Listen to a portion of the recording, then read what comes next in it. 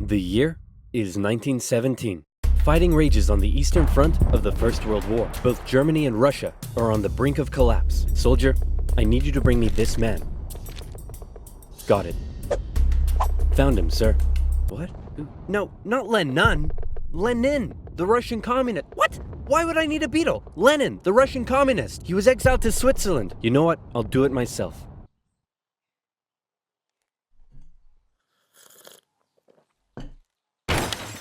Who wants to start a revolution?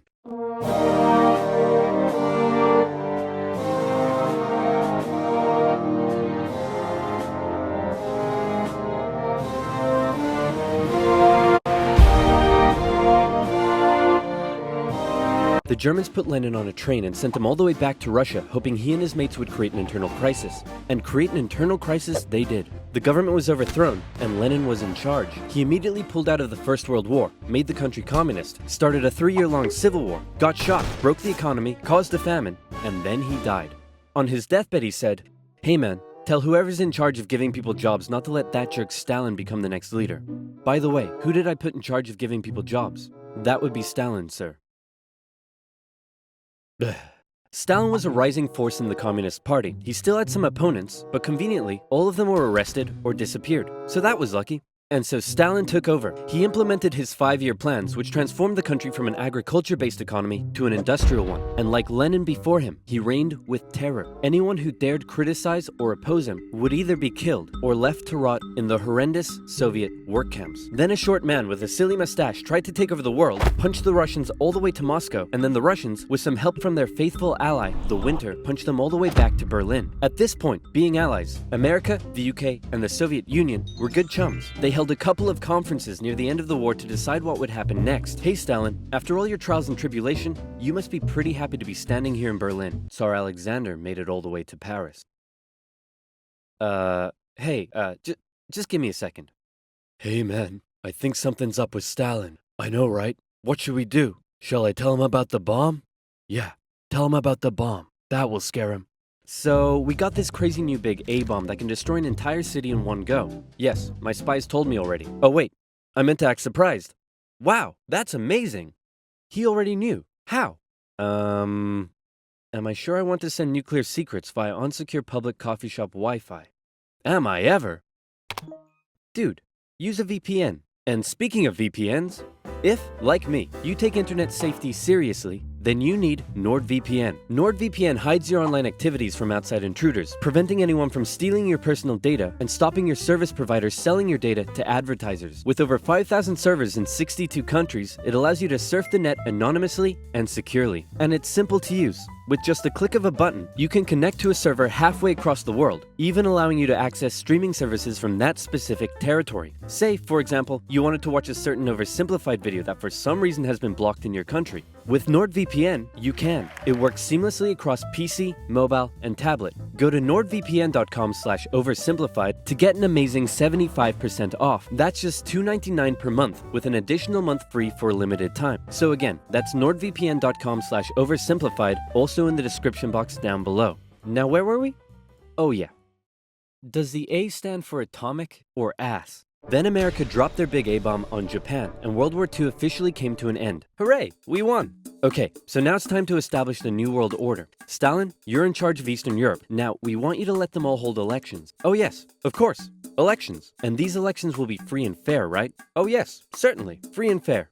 Definitely free and fair. Communist, communist, communist, communist, communist, communist. If that's not free and fair, I don't know what is. Throughout Eastern Europe, Soviet puppet governments were established as a buffer zone between the USSR and the West, with Churchill proclaiming an Iron Curtain had descended across the continent. The relationship between the old allies was deteriorating fast. Over the next few years, the British intervened in the Greek Civil War to prevent a communist takeover. In Turkey, the Russians began demanding more control of Turkey's sea access routes, which prompted the US to send their largest battleship to Turkey for a friendly visit. After World War II, Iran was now occupied by both the Soviets and the British, with an agreement to both pull out once the war was over. The British pulled out. Stalin was like, you know what?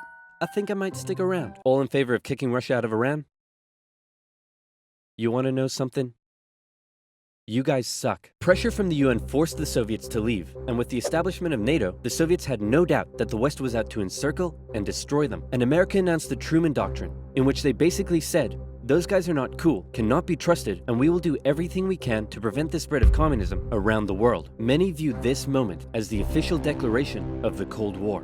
Back in Europe, everyone was living in a post-apocalyptic void brought on by the Second World War. Cities reduced to rubble, not enough food. It was terrible. This is great. The more they suffered, the more likely it is they'll turn to communism. Dude, you're really messed up. What's wrong with you? My father used to punish me severely. America realized what was going on and quickly made a move. Under the Marshall Plan, they sent $12 billion to Western Europe for its economic recovery. The countries of Stalin's Eastern Bloc looked on with envy. Hey, Czechoslovakia, you want to come get some economic aid? Yeah, but I have to check with my mom first. Sorry, America.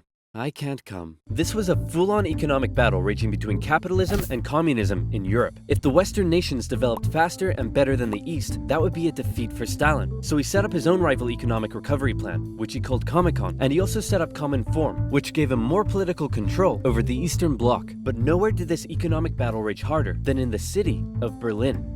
Caught over 100 miles behind Soviet lines, the city had been divided up between the Allies, and the western segments were still under Western control. East Berliners could travel freely to West Berlin, see the economic prosperity and think, maybe this communism thing ain't so great after all. I'm gonna have fun tonight. You're home late. Oh, Stalin. I was just out with my friends. Friends? You stink of capitalism! You're out engaging in imperialist debauchery again! I swear, Ivan, I can't keep doing this. Stalin wanted the West out, so he said, hey, guess what? I'm blockading all of your supply routes to West Berlin. What are you gonna do about it? I suppose we'll just fly the supplies in.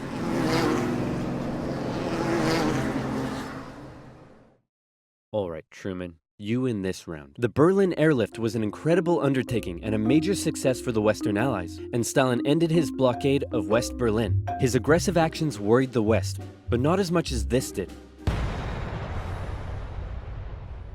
The Soviet Union had developed their very own atomic bomb. The USA no longer had a nuclear monopoly. The world now knew that if a major war broke out between the two superpowers, it would be more destructive than anyone could imagine. So it was comforting when Stalin came out and said that war between the Soviet Union and the West was unlikely.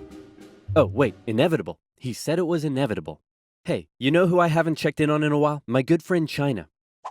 Whoa, what happened to you? What happened to them was a full-blown civil war that had been going on since 1927. The People's Liberation Army, under the leadership of Mao Zedong, successfully defeated the Republic of China, who fled to Taiwan. The now communist China and the Soviet Union signed a mutual defense treaty. This was terrible news for the West. But wait. There's more. After the Second World War, Korea was divided along the 38th parallel. In the north, the Soviets set up a communist regime. In the south, America set up an anti-communist regime. Both were led by very sweet-looking old men, but don't let that deceive you. They were both ruthless dictators, and both dreamed of reuniting Korea under their own regime. Now that he had the bomb, Stalin was feeling a little more cocky, and he finally gave Kim permission to attack. The North launched a surprise invasion of the South on June 25, 1950. With Soviet aid, the North Koreans steamrolled through, taking Seoul in just 3 days and replacing one ruthless dictator with another.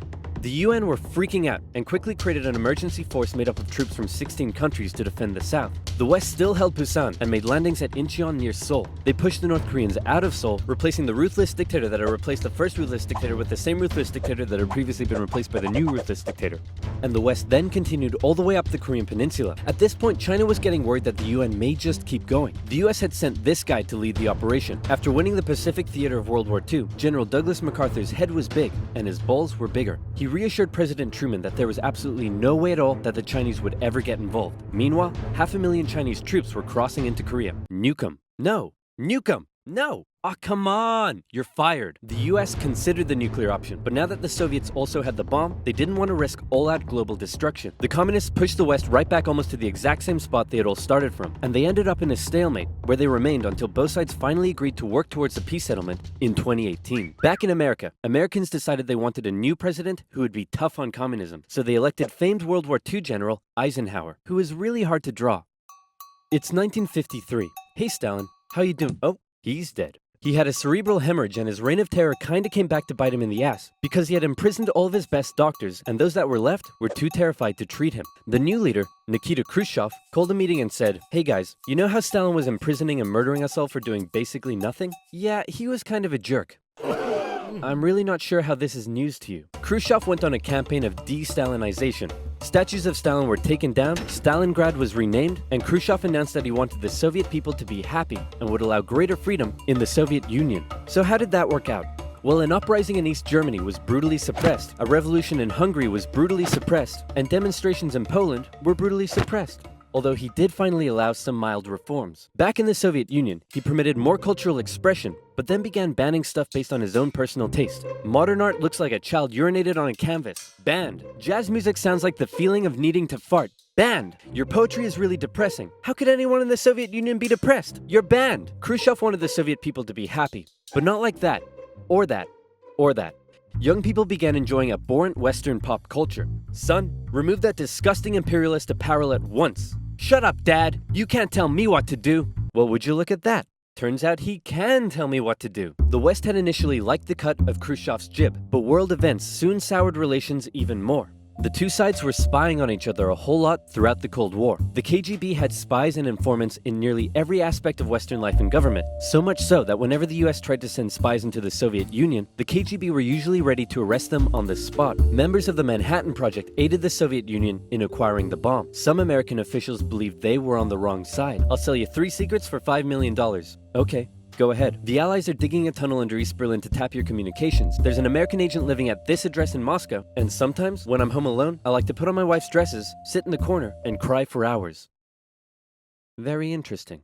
In America, fear took hold during the Red Scare and the McCarthy trials. American values imploded as fear of communism collided with freedom of thought and expression, and communist kind of became a buzzword thrown around to describe anything people didn't like. Hollywood? Communist. Your next door neighbor's dog?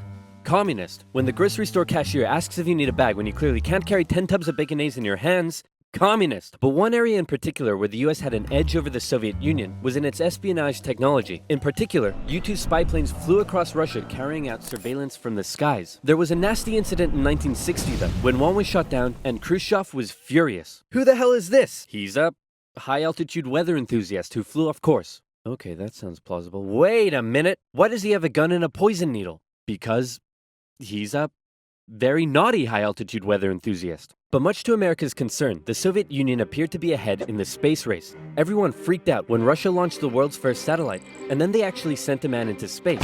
Even worse, there also appeared to be a missile gap in the Soviets' favor, and Khrushchev was so confident that he even allowed the US to set up a technology exhibit in Moscow, attended by a certain Vice President Richard Nixon. Check this out, we have color TV. Yes, but we've been to space and can obliterate you with our massive nuclear arsenal.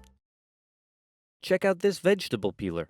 Tensions increased further when both sides upgraded their atomic bombs to hydrogen bombs. And after West Germany was allowed to join NATO in 1955, Khrushchev set up the Defensive Warsaw Pact, strengthening the military ties between the Soviet Union and its satellite states. In 1960, Americans decided they wanted a new president who would be tough on communism, so they elected John F. Kennedy. The Soviet Union was advancing its technology, but it was also bleeding its coffers dry, and all of the money was going towards the military, not the people. Life under communism was still as hard as ever, and Berlin remained a thorn in the Soviet side. The contrast between the economically prosperous West and the struggling East was clearer day by day, and East Berliners were still able to freely travel to the West. Now, many of them were deciding to stay there. Millions defected to West Germany via West Berlin, causing Eastern factories to lose workers and taking a heavy toll on the economy. Soviet leaders decided this couldn't continue any longer. First, Khrushchev tried this: leave West Berlin, or else. Or else what?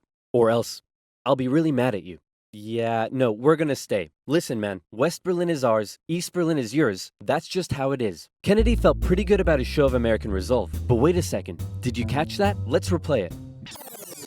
East Berlin is yours. Uh-oh, Kennedy just told Khrushchev that the USA wouldn't interfere in what the Soviets did with their section of Berlin, so Khrushchev came up with a new idea. We're gonna build a wall, and it's gonna be a big, beautiful wall, and it's gonna keep out all the Mexicans. Don't say that's wrong, it's gonna keep in these Berliners. Oh, sorry, it's gonna keep in all the Mexicans. On August 13th, 1961, Berliners woke up to find their city divided into two, with barbed wire and guards blocking the border between East and West. Over time, a wall was constructed throughout the city. Families were torn apart. Thousands would risk their lives escaping over the wall, and hundreds would die trying. To the despair of Berliners, the West were unable to do anything about it, but the wall did put on full display the failure of the communist system. As Kennedy said, democracy is not perfect, but we have never had to put a wall up to keep our people in. As part of the agreement between the two sides, US diplomats were still allowed to travel to East Berlin. But suddenly, East Berlin crossing guards started giving them the business, and Kennedy was like, nah. In October, the US rolled tanks up to the crossing point at Checkpoint Charlie as a show of strength. The Soviets did the same, and the two were in a standoff. They stayed like that for 16 hours, and the world braced for nuclear Armageddon. Thankfully though, Kennedy called Khrushchev directly and was like, hey man, this is getting way too hot. How about you back your tanks up by an inch and we'll do the same? Sounds good. Okay, how about you back your tanks up by another inch and we'll follow suit? Alright, hey, you want to do another inch? And they both very slowly inched away from the apocalypse. Phew, let's hope that's the biggest crisis of my presidency. It wasn't.